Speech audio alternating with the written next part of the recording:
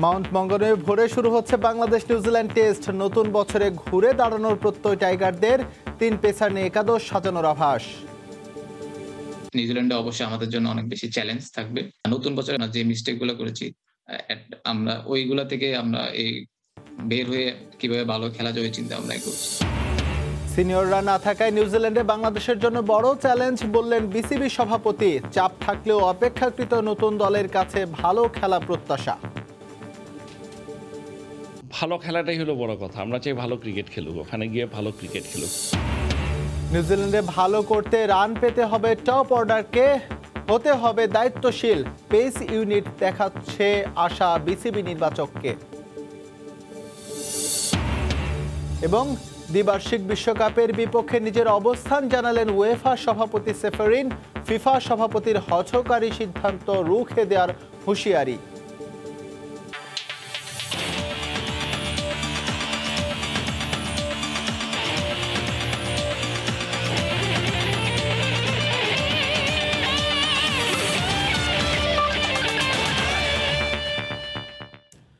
সবাইকে নতুন বছরের শুভেচ্ছা। 2021কে বিদায় জানিয়ে বর্ণিল আলোকসজ্জার মধ্য দিয়ে 2022কে স্বাগত জানাচ্ছে দেশবাসী।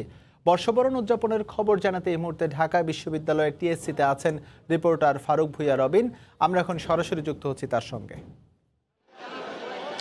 দর্শক, আপনাদের সবাইকে জানাচ্ছি খ্রিস্টীয় নতুন বছরের শুভেচ্ছা।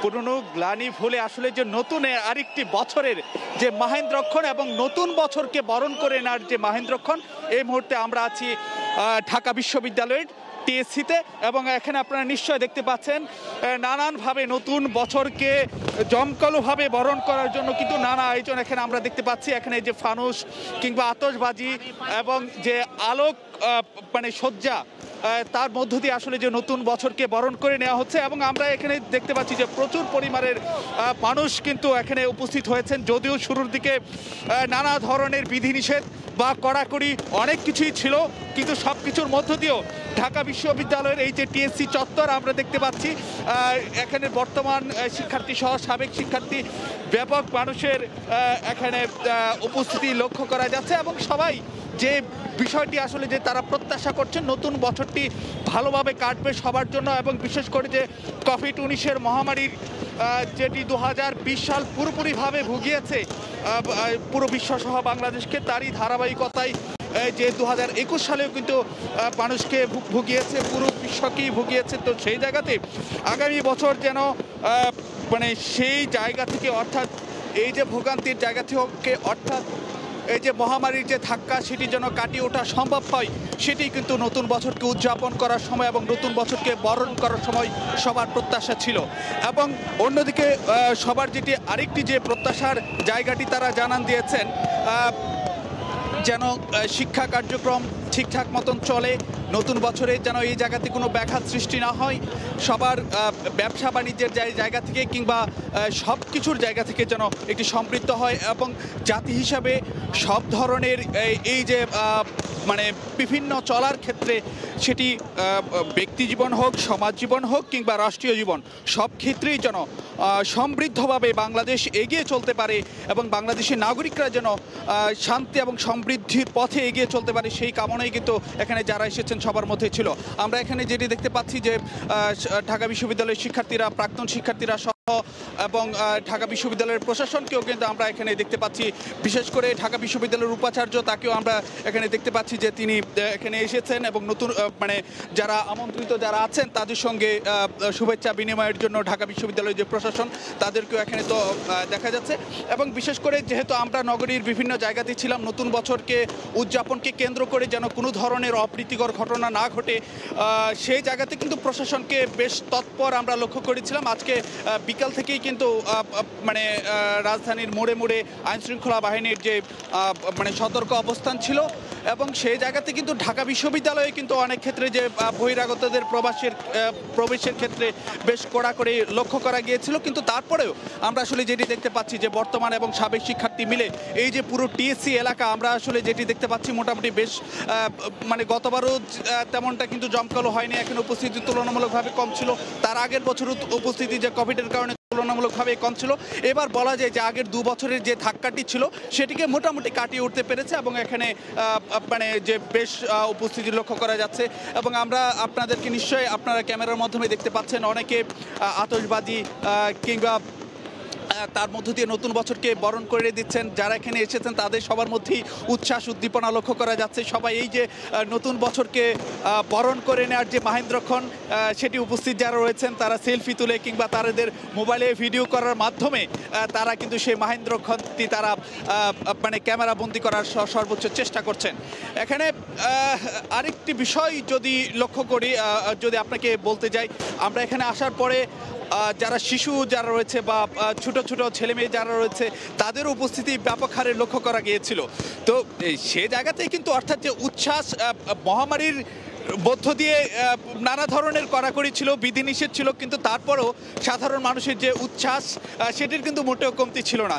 এখানে আমরা কিন্তু এখানে এই জিনিসটা লক্ষ্য করছি এবং সব দিকে একদিকে যেমন আলোর ঝলসানি, অন্যদিকে কিন্তু যে শব্দ ব্রহ্ম সে দুয়ের মধ্য দিয়ে কিন্তু নতুন বছরকে বরণ করে নেওয়ার যে প্রচেষ্টা বা যে উৎসাহ উদ্দীপনা বা আমেজ সেটি কিন্তু লক্ষ্য করা যাচ্ছে।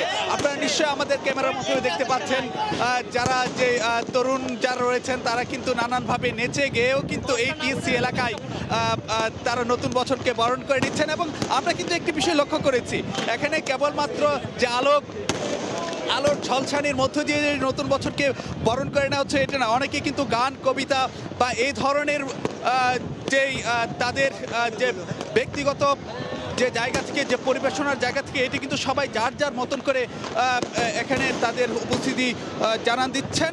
এবং একটি বিষয় যারা এখানে এসেছেন তাদের সবার মধ্যেই যেটি প্রত্যাশা ছিল, যেহেতু কোভিডের ধাক্কা এর মধ্য দিয়ে বাংলাদেশে প্রায় 28,000-এর মতন মানুষ প্রাণহানি ঘটেছে, নতুন বছরে যেন এই ধরনের কোনো ঘটনাটি না ঘটে, অর্থাৎ যে কোভিডের যে ধাক্কা সেটি যেন কাটে উঠতে পারে সে প্রার্থনা কিন্তু সবার মধ্যে ছিল।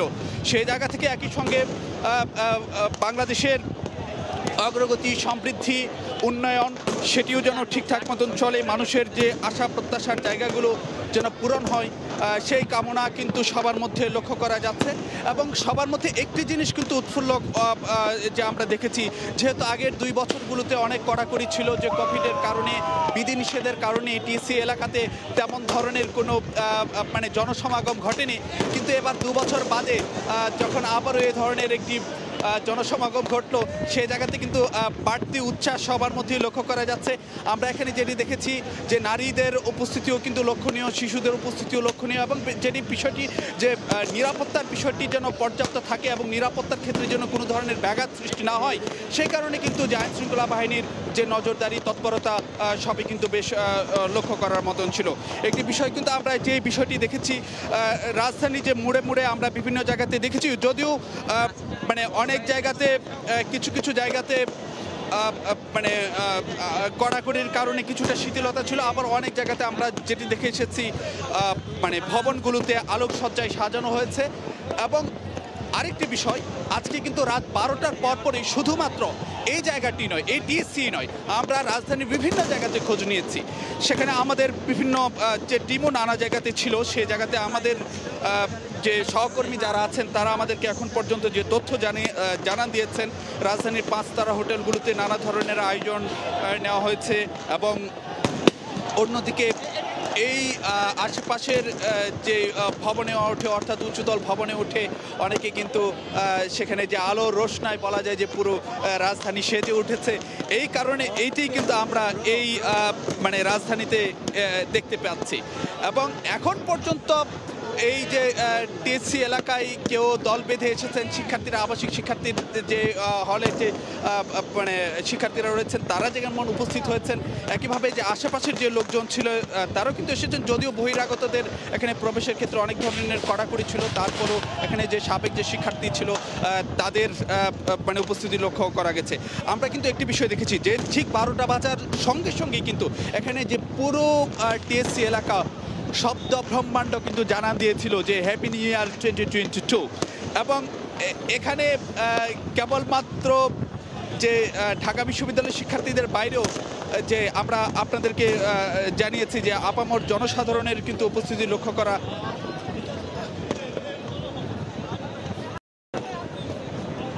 আচ্ছা, আমরা আমরা আমরা আমরা যে দর্শক আপনাদেরকে আমরা যেমনটি কিছুক্ষণ আগে বলছিলাম যে কেবলমাত্র এই টিএসসি এলাকা নয়, আমাদের সহকর্মীরা বিভিন্ন জায়গাতে রয়েছেন এবং সেখান থেকে আমাদেরকে নানা ধরনের তথ্য জানাচ্ছেন।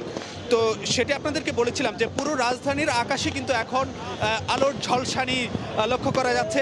আমাদের আরেকটি টিম নিশ্চয়ই রাজধানীর বাংলা মোটরে আছে, সেখানেও নিশ্চয়ই দর্শক আপনারা ক্যামেরায় দেখতে পাচ্ছেন আমাদের যে টিএসসির একটি ফ্রেমের পাশাপাশি আরেকটি ফ্রেমে নিশ্চয়ই আপনারা বাংলা মোটরের চিত্র দেখতে পাচ্ছেন। সেখানে কিন্তু আমরা যেটি দেখতে পাচ্ছি যে আলোর রোশনায় সেজে উঠেছে, মানে পুরো আকাশই কিন্তু যে আলোর রোশনায় সেজেছে। তো সব জায়গাতে কিন্তু মানুষের যে উপস্থিতি, যে নতুন বছরও সেটিও যেন আলোকময় হয়, সেটিও যেন যে এই যে উচ্ছ্বাস, আমেজ এবং যে উৎসাহ সবার মধ্যে উদ্দীপনা, সেটির প্রভাব নতুন বছরে পড়ুক।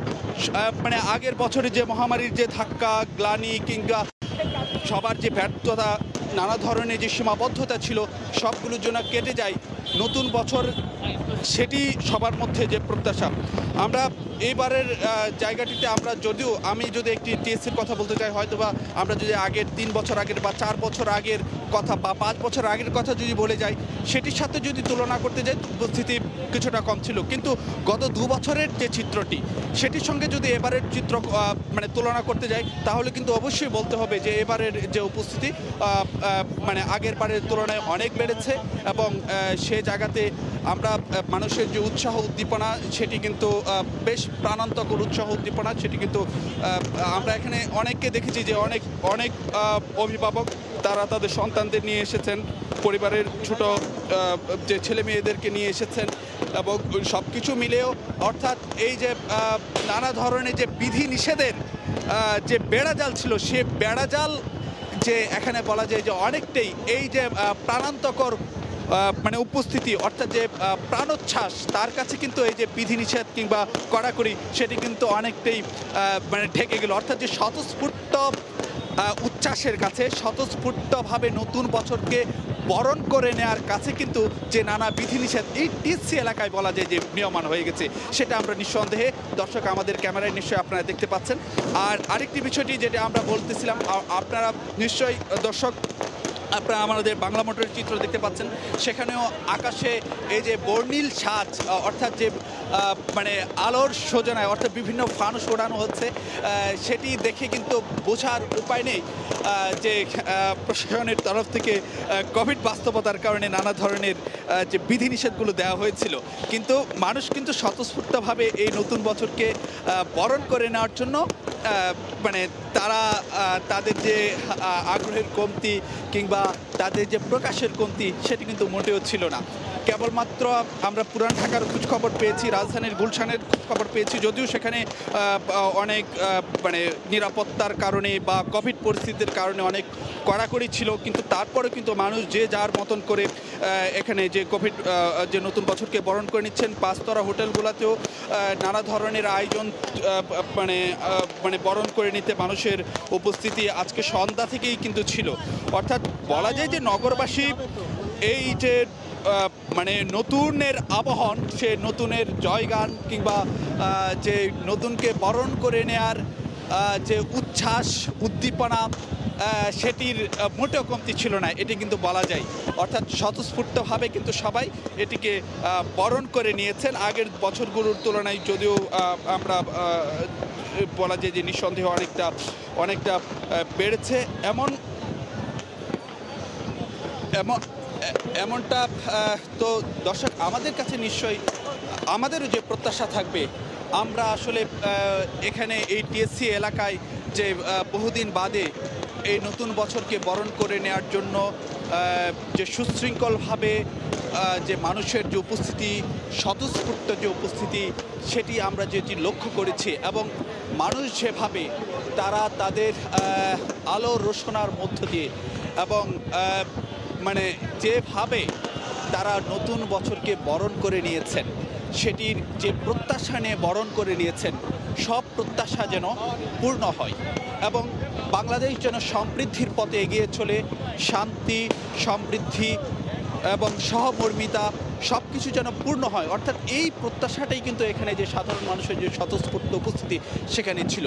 তো এই প্রত্যাশাগুলো যেন পূরণ হয় সেটি থাকবে যে ব্যক্তি জীবনে যেমন সমৃদ্ধ হয়, আমাদের সমাজ জীবন যেমন মানবিক হয় এবং রাষ্ট্র হিসাবে আমরা যেন সামনের দিকে দৃপ্ত গতিতে যেন এগিয়ে চলতে পারি, সমৃদ্ধির পথে যেন এগিয়ে চলতে পারি, শান্তিময় এবং যে অসাম্প্রদায়িক বাংলাদেশ গড়ার যে প্রত্যয় বা আশা আমাদের মধ্যে সেটি যেন পূর্ণ হয় এবং অবশ্যই সবার মধ্যে যে প্রত্যাশা ছিল যে কোভিড মহামারীর ধাক্কা থেকে এবং সে ধাক্কা কাটিয়ে আমরা যেন পুরো বিশ্ব যেন যে সুস্থভাবে যেন নতুন বছরে চলতে পারে, আবার যেন বারবার যেন লকডাউন কিংবা বিভিন্ন যে বিধিনিষেধ এর মধ্যে যেন পড়তে না হয়, সেই যে প্রত্যাশা এখানে আজকে যারা নতুন বছরকে বরণ করার সময় জানানো হয়েছিল সেটি যেন অবশ্যই সেই প্রত্যাশা যেন বাস্তব রূপ পায়, সে কামনা আমাদেরও নিশ্চয় দর্শক থাকবে। সবাইকে আবারও জানাচ্ছি নতুন বছরের শুভেচ্ছা, হ্যাপি নিউ ইয়ার 2022। বর্ষবরণের খবর জানাতে আমাদের সঙ্গে যুক্ত হয়েছিলেন টিএসসি থেকে রিপোর্টার ফারুক ভুইয়া রবিন। এবার চলে যাচ্ছি খেলার সময়ের নিয়মিত আয়োজনে। বাংলাদেশ নিউজিল্যান্ড টেস্ট সিরিজের খবর। নতুন বছরের প্রথম দিনে নিউজিল্যান্ডের বিপক্ষে মাঠে নামছে বাংলাদেশ। ওশিনিয়া অঞ্চলের দেশটিতে বিগত কয়েকটি সফরে টাইগাররা ব্যক্তিগত ভালো পারফরমেন্স থাকলেও এবার দলগত পারফরমেন্সের মাধ্যমে বাজে সময় কাটিয়ে উঠতে মুখিয়ে আছেন টাইগার অধিনায়ক মুমিনুল হক। মাউন্ট মঙ্গানুয়ের বে ওভালে ম্যাচটি শুরু হবে বাংলাদেশ সময় ভোর 4টায়। নিউজিল্যান্ডের বিপক্ষে টেস্টে ফলাফলটা কখনোই কথা বলেনি বাংলাদেশের পক্ষে। তার উপর নিজেদের মাটিতে টাইগারদের বিপক্ষে শতভাগ সফল কিউইরা, তাই কন্ডিশনের সঙ্গে মানিয়ে নিতে আগেভাগেই নিউজিল্যান্ডে পাড়ি দেয় মুমিনুলরা। দুদিনের প্রস্তুতি ম্যাচের অভিজ্ঞতাটাও মন্দ নয়, আর তাই তো পরিসংখ্যান নিয়ে না ভেবে দলগত পারফরমেন্স দিয়ে নতুন বছরে নতুন উদ্যমে ঘুরে দাঁড়াতে চায় মুমিনুলরা। নিউজিল্যান্ডে অবশ্যই আমাদের জন্য অনেক বেশি চ্যালেঞ্জ থাকবে। আমরা টিম ওয়াইজ যদি খেলতে পারি তখন জিততে পারি। নতুন বছরে ভালো ক্রিকেট খেলতে চাই, ভালো অবস্থায় নিয়ে যেতে চাই বাংলাদেশ। আমরা যে মিস্টেক গুলো করেছি আমরা ওইগুলা থেকে আমরা এই বের হয়ে কিভাবে ভালো খেলা যায় চিন্তা ভাবনা করছি। দলে নেই তেমন কোনো সিনিয়র ক্রিকেটার, তবে বছর জুড়ে লাল বলে ছন্দ দেখিয়েছেন লিটন দাস, আছেন অভিজ্ঞ মুশফিকও। নিউজিল্যান্ডের কন্ডিশনে ভালো করতে হলে ওপেনার সাদমান শান্তদের দিতে হবে আস্থার প্রতিদান, পাশাপাশি জয় ও ইয়াসির আলীদের রাখতে হবে ভূমিকা। যারা এখন আছে তারা বর্তমানে ভালো ওপেনার, যে তামিম ভাইয়ের পরে, আর তামিম ভাই তো বাংলাদেশের 1 নম্বর ওপেনার, ওয়ার্ল্ডের কয়েকটা ওপেনারের মধ্যে একজনই। তো এখন কারো না কারো আপনার এই জায়গাটা আপনার নিতে হবে অথবা দেখাতে হবে, সুযোগ দিতে হবে। উইকেট বিবেচনায় নিউজিল্যান্ডের মাটিতে সবচেয়ে বেশি দায়িত্বটা নিতে হবে পেসারদের। টাইগার অধিনায়ক মনে করেন সেই কাজটা বেশ ভালোভাবেই করে দেখাবেন তাসকিন এবাদতরা। পাশাপাশি ফিল্ডিং নিয়েও বাড়তি ভাবনা আছে টাইগারদের। আমাদের যে কটা পেস বোলার আছে, আপনার তাসকিন দেখেন, তাসকিন কিন্তু আপনার লাস্ট যে কটা টেস্ট ম্যাচ খেলতে সব কটাতে খুব ভালো বল করেছে। তারপরে এবাদত লাস্ট 2টা টেস্ট ম্যাচে খুবই ভালো বল করেছে। তা আমি ওদের দেখার জন্য আরো বেশি এক্সাইটমেন্ট কাজ করছে, বিশেষ করে আমার নিউজিল্যান্ড সিরিজে। তো ওদের জবটা একটু হয়তো অনেক বেশি এই সিরিজে। তা আমি ওদের নিয়ে আমি খুবই কনফিডেন্ট অ্যাজ এ ক্যাপ্টেন হিসেবে। অন্যদিকে নিউজিল্যান্ড রয়েছে ভালো ছন্দে, যদিও তাদের নিয়মিত অধিনায়ক কেন উইলিয়ামসন নেই দলে। ভারতের বিপক্ষে সম্প্রতি সিরিজ হারায় ঘরের মাঠে তারাও চাইবে ঘুরে দাঁড়াতে, আর তাই বলাই যায় মাউন্ট মঙ্গানুয়ে কঠিন পরীক্ষায় অপেক্ষা করছে বাংলাদেশের সামনে। ফারজানা মুমু, সময় সংবাদ। দলে সাকিব আল হাসানের মতো বিশ্বসেরা অলরাউন্ডার না থাকা অপূরণীয় ক্ষতির, তবে তরুণদের প্রমাণের এটি বড় সুযোগ বলছেন প্রধান কোচ রাসেল ডোমিঙ্গো। বাউন্সি আর সুইমিং কন্ডিশনের বিবেচনায় 3 পেসারের উপর ভরসা রাখছে টিম ম্যানেজমেন্ট। সঙ্গে থাকছেন একজন স্পিনার, এমন আভাস টিম ম্যানেজমেন্টের। গেল টি-20 বিশ্বকাপে নখদন্তহীন পারফরমেন্স, ঘরের মাঠে পাকিস্তানের বিপক্ষে বিধ্বস্ত বাংলাদেশ। আর সাদা পোশাকে বছর জুড়ে খেলা 7 ম্যাচে জিম্বাবুয়ের বিপক্ষে একটি মাত্র জয়। সমালোচনায় বিপর্যস্ত টাইগাররা নতুন বছরে নতুন চ্যালেঞ্জ নিয়ে বৈরী কন্ডিশনে মাঠে নামছে মুমিনুলরা। নিউজিল্যান্ডের মাটি বাংলাদেশের জন্য অপয়া, কোনো ফরম্যাটে একটা জয়ও নেই টাইগারদের। তার মাঝে লাল বলে দলে সিনিয়র বলতে মুমিনুল আর মুশফিক। শেষ মুহূর্তে নিজের নাম সরিয়ে নিয়েছেন অলরাউন্ডার সাকিব আল হাসান, যাকে নিয়ে আক্ষেপ প্রধান কোচের, তবে সুযোগ দেখছেন তরুণদের জন্য। can't score by past performances, I suppose. So that's এটা বলার অপেক্ষা রাখে না সাকিব না থাকা কত বড় ক্ষতি দলের জন্য। তাকে পেলে ব্যাটিং বোলিং উভয় দিক থেকে দল সুবিধা পায়, কিন্তু তার না থাকাটাও মেনে নিতে হচ্ছে যেহেতু সে ছুটিতে আছে। তবে দেখুন দলে বেশ কয়েকজন নতুন ক্রিকেটার সংযুক্ত করা হয়েছে, আমি তাদের জন্য বড় সুযোগ দেখছি এটিকে। তরুণরাও যে সক্ষম তা এখানে প্রমাণ করতে হবে। best all-rounders in the world. It balances our team nicely. সাকিবের পাশাপাশি নেই আরেক সিনিয়র ক্রিকেটার তামিম ইকবাল। ওপেনিংয়ে তার ঘাটতি এখনও পুষিয়ে উঠতে পারছে না বাংলাদেশ। তাছাড়া সাদা পোশাককে বিদায় জানিয়েছেন মাহমুদুল্লাহ রিয়াদ। একাদশ সাজাতে বেশ কঠিন পরীক্ষাতেই পড়তে হচ্ছে। ব্যাটিং ইউনিটে ওপেনিংয়ে ভরসা সাদমান, সাথে তরুণ মাহমুদুল হাসান জয়কে দেখা যেতে পারে। 3 নম্বরে শান্ত, 4-এ মমিনুল, এরপর অভিজ্ঞ মুশফিক, ছন্দে আছেন লিটন দাস। 7 নম্বরে দেখা যেতে পারে চট্টগ্রাম টেস্টে অভিষেক হওয়া ইয়াসির আলীকে। একমাত্র স্পিনার হিসেবে মিরাজে ভরসা থাকবে বাংলাদেশের। বে ওভালের কন্ডিশন বরাবরই সুযোগ দিয়েছে পেসারদের, তাই ম্যাচে বড় ভূমিকা রাখতে হবে এই ডিপার্টমেন্টকে, যেখানে কোচের পছন্দ 3 পেসার তাসকিন রাহির সাথে শরীফুলকে দেখা যেতে পারে। Once we look at that, we'll make a decision on. Wicket দেখে নির্বাচকদের সাথে আলোচনা করে একাদশ নির্ধারণ করব। আশা করি ভালো উইকেট পাবো, তবু পেস ও স্পিন দুটো গুরুত্ব দিয়ে একাদশ সাজাতে হবে। আশা করি 3 পেসার থাকবে একাদশে। নিউজিল্যান্ডে খেলা 32 ম্যাচে একটি জয়ও নেই বাংলাদেশের। তারেক হাসান শিমুল, সময় সংবাদ। নিউজিল্যান্ড সফর সবসময় কঠিন। তামিম সাকিবদের মতো সিনিয়ররা না থাকায় এবার আরও বড় চ্যালেঞ্জের মুখে পড়তে হবে বাংলাদেশ দলকে। সময় সংবাদে এমন মন্তব্য করেছেন বিসিবি সভাপতি নাজমুল হাসান পাপন। চাপ থাকলেও অপেক্ষাকৃত নতুন দলটা ভালো খেলবে এমন প্রত্যাশা বোর্ড প্রধানের। নিউজিল্যান্ড আমাদের জন্য না, সবার জন্যই কঠিন। ওখানে যে যায় সেই হারে। দিস ইজ ওখানে গিয়ে কারো পক্ষে, যে কোনো দলের পক্ষে জিতে আসাটা অনেক কঠিন। সো এটাই হলো রিয়েলিটি। কম্পারেটিভলি নতুন টিম গেছে, আমাদের সিনিয়র প্লেয়াররা বলতে গেলে নাই, অনেকেই নাই। এখানে আপনারা জানেন তামিম নাই, সাকিব নাই, মাহমুদুল্লাহ রিয়াদ নাই, এই প্রথম কোনো সিরিজে। So comparatively younger team. ভালো খেলাটাই হলো বড় কথা। আমরা চাই ভালো ক্রিকেট খেলুক, ওখানে গিয়ে ভালো ক্রিকেট খেলুক, তবে অনেক প্রেশার নতুন টিমের উপরে। নিউজিল্যান্ডে ভালো করতে হলে রান করতে হবে টপ অর্ডারকে। ওপরের দিকে রান না আসলে ওশিনিয়ার মাটিতে ভালো করা প্রায় অসম্ভব বলে মনে করেন বিসিবির নির্বাচক হাবিবুল বাশার সুমন। এবারের দলটায় সিনিয়র ক্রিকেটার কম থাকলেও পেস ইউনিটটা আশা দেখাচ্ছে সুমনকে। বছর জুড়ে অনেক খেলা থাকায় টাইগার স্কোয়াডে যুক্ত হতে পারেন নতুন অনেক ক্রিকেটার। তবে তার জন্য সিনিয়র কিংবা জুনিয়র নয়, নির্বাচকের চোখে খুঁজছে মাঠের পারফর্মারদের। ওশেনিয়াতে ক্রিকেট মানেই বাংলাদেশের ভরাডুবি। বছর বছর সিরিজ হয় আর হারের কালিমা মেখে ফিরে আসে এক একটা টিম। অধিনায়ক বদলায়, বদলায় ফরম্যাট, কিন্তু নিউজিল্যান্ডের মাটিতে বদলায় না শুধু টাইগারদের ভাগ্য। এবছরের অবস্থা আরও নাজুক। নেই সিনিয়র ক্রিকেটারদের 3 জন। মুমিনুলের যাচ্ছে তাই ফর্মের কারণে এক মুশির কাঁধেই দায়িত্ব দল সামলাবার। কিন্তু সাবেক অধিনায়ক এবং বর্তমানের নির্বাচক সুমনের অভিজ্ঞতা বলছে মাউন্ট মঙ্গানুয়েতে ভালো করতে হলে রান পেতে হবে উপরের দিকে। আর প্রস্তুতি ম্যাচের ছন্দ যদি ধরে রাখতে পারেন পেসাররা, তাহলে তো পোয়াবারও। যদি আমরা ভালো শুরু করতে পারি, ডেফিনেটলি এবারে টেস্ট চ্যাম্পিয়নশিপের ফলাফলটা আমরা অনুভব আনতে পারবো। বিকজ নিউজিল্যান্ডে ভালো খেলে যে আত্মবিশ্বাসটা আমরা নিয়ে যদি ভালো খেলতে পারি, যে আত্মবিশ্বাসটা ওখান থেকে পাবো, সেটা আমাদের জন্য অনেক কাজে লাগবে। আশা করছি যে এবারে যেই আমাদের ফাস্ট বোলিং ইউনিট সেটা বেশ ভালো, ওরা যদি ভালো করে আমরা মনে হয় একটা ভালো ফলাফল প্রত্যাশা করতেই পারি। বাট টপ অর্ডারের ব্যাটিং খুব ইম্পর্টেন্ট হবে যদি আমরা টেস্ট ম্যাচে ভালো করতে চাই নিউজিল্যান্ড মাটিতে। আমরা 1, 2, 3, 4 যদি রান করে তাহলেই আমাদের ভালো করার একটা ভালো সম্ভাবনা থাকবে।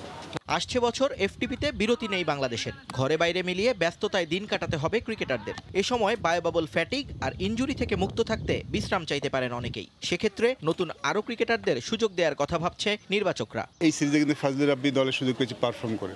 তো সুযোগ কিন্তু সবাই থাকে যখন পারফর্ম করে। আমার কাছে খুব ইম্পর্টেন্ট পারফর্মার, ইয়াং সিনিয়র না। আমি আসলে ওইভাবে যেতে চাই না, যেতে চাচ্ছিও না।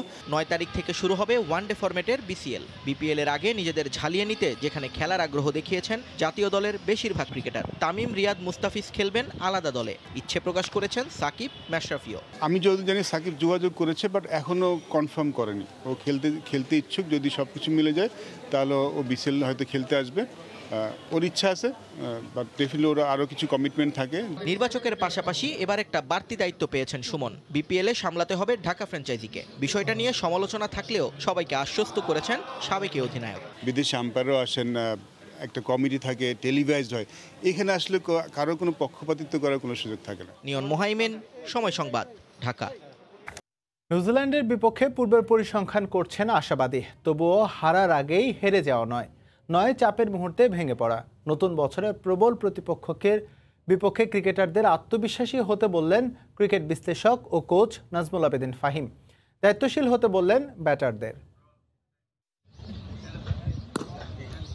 দুঃসময়ের বৃত্তে ঘুরপাক খাচ্ছে বাংলার ক্রিকেট। আন্তর্জাতিক থেকে বয়সভিত্তিক আপাতত স্বস্তি নেই কোথাও।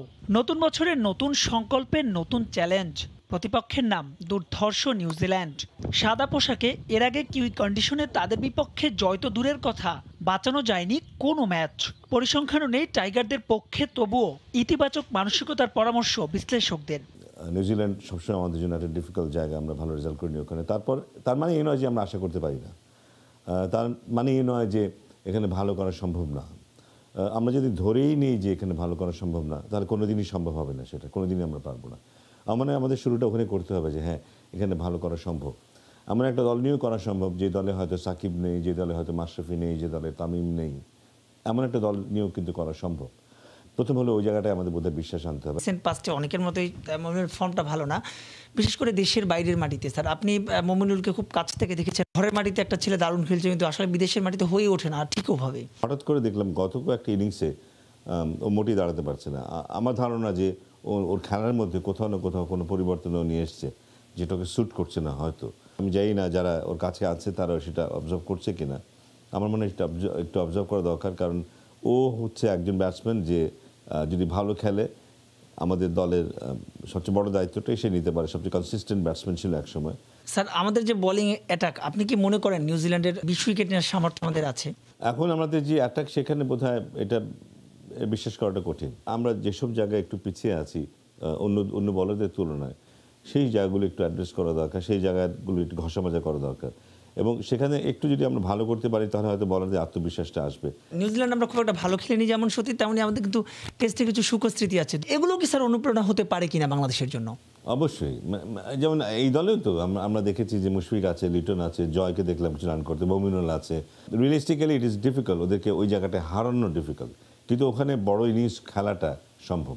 আমরা যদি বড় ইনিংস খেলতে পারি, আমরা নিউজিল্যান্ডের বিরুদ্ধে চাপ সৃষ্টি করতে পারবো। মর্নিং শোজ দ্য ডে, তাই তো প্রতিপক্ষের বিপক্ষে ইতিবাচক ফলাফল পাল্টে দিতে পারে গোটা প্রেক্ষাপট। বছরের শুরুটা ভালো করতে পারলে ব্যস্ত শিডিউলে তা হতে পারে অনুপ্রেরণা। মাহবুব রিমন, সময় সংবাদ, ঢাকা। দ্বিবার্ষিক বিশ্বকাপের বিপক্ষে আবারও নিজের অবস্থান পরিষ্কার করলেন উয়েফার সভাপতি আলেকজান্ডার সেফেরিন। তিনি বলেন, এটা বাজে প্রস্তাব এবং বাস্তবায়িত হলে নারী ফুটবল ধ্বংস হয়ে যাবে। বিশ্বকাপের জনপ্রিয়তা কোনোভাবেই ক্ষুণ্ণ করা যাবে না উল্লেখ করে ইউরোপ ফুটবলের প্রধান বলেন, আমরা সবাই মিলে ফিফা সভাপতির এই হঠকারী সিদ্ধান্ত রুখে দেব। বিশ্বকাপে নতুনত্ব আনতে বেশ কয়েক বছর ধরেই চেষ্টা করে যাচ্ছেন ফিফা সভাপতি। দল বাড়িয়ে 48 দেশের অংশগ্রহণ, সবশেষ দ্বিবার্ষিক বিশ্বকাপ আয়োজনের পক্ষে যুক্তি উপস্থাপন করেন ইনফ্যান্তিনো। তবে শুরু থেকে এই প্রস্তাব প্রত্যাখ্যান করে আসছে উয়েফা। 2 বছর পর বিশ্বকাপ হলে আর্থিকভাবে লাভবান হবে ফিফা, যার অংশ পাবে সদস্য দেশগুলো। কিন্তু উয়েফা সভাপতি মনে করেন, এমনটি হলে ব্যস্ত সূচিতে চাপে পড়বে বিশ্ব ফুটবল, সরাসরি যার নেতিবাচক প্রভাব পড়বে নারী ফুটবলে।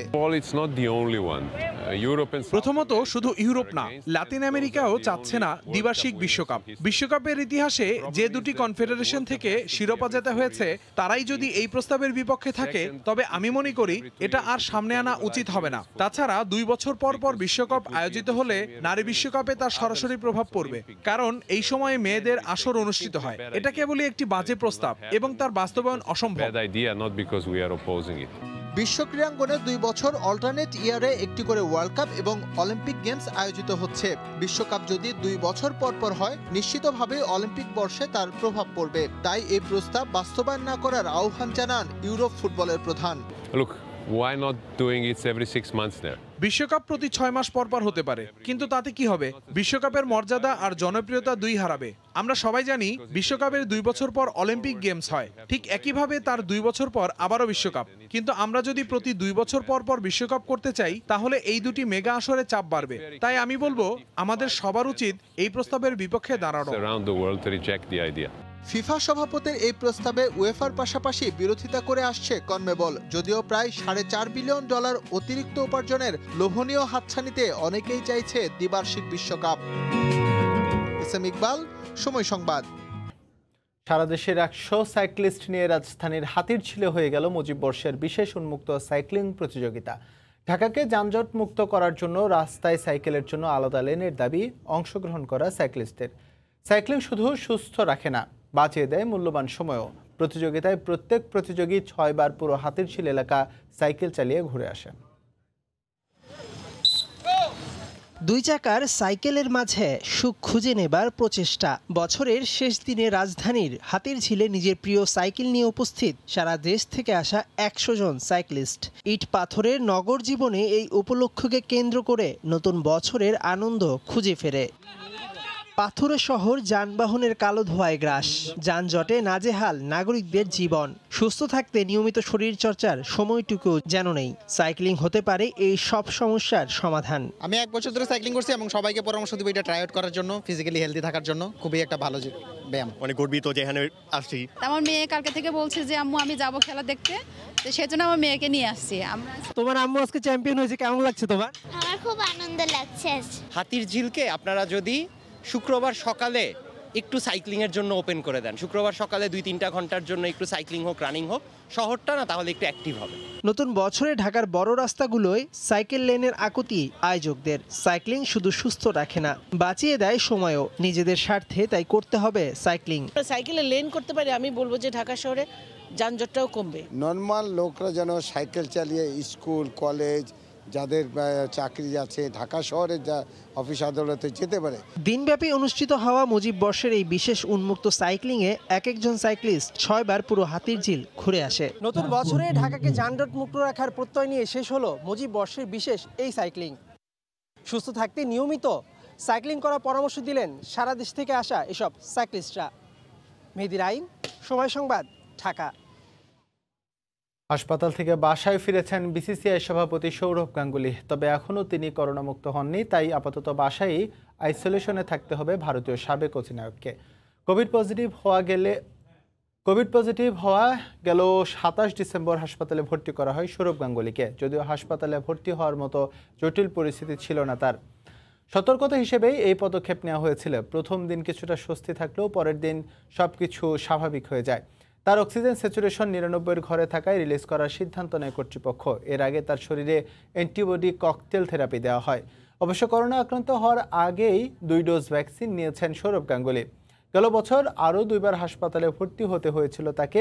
হৃদযন্ত্রের সমস্যার কারণে প্রথমবার তার এনজিওপ্লাস্টি করা হয়। পরের বারও হৃদরোগে আক্রান্ত হয়ে হাসপাতালের বিছানায় চিকিৎসা নিতে হয়েছিল ভারতের অন্যতম সফল অধিনায়ককে।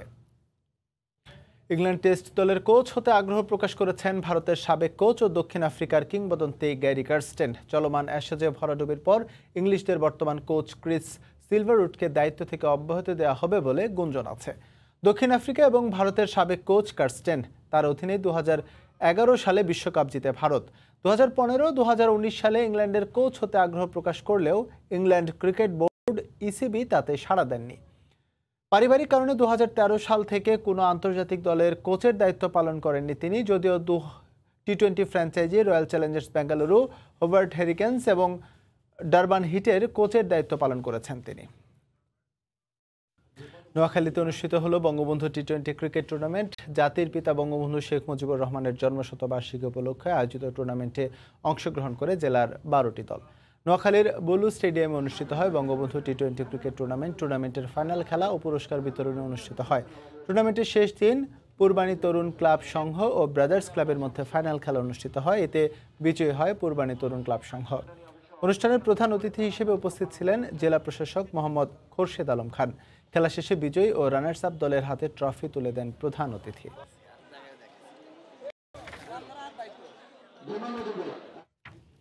এ পর্যায়ে খেলার সময় শীর্ষ সংবাদ জানিয়ে দিচ্ছি আবারও।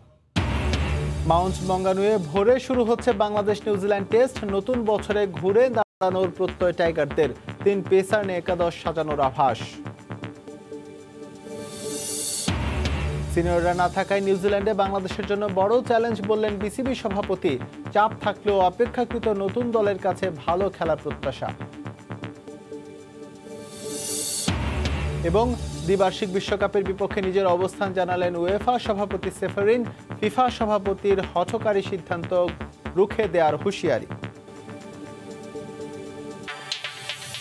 এই ছিল খেলার সময়ের এখনকার আয়োজন, সঙ্গে থাকুন সময়।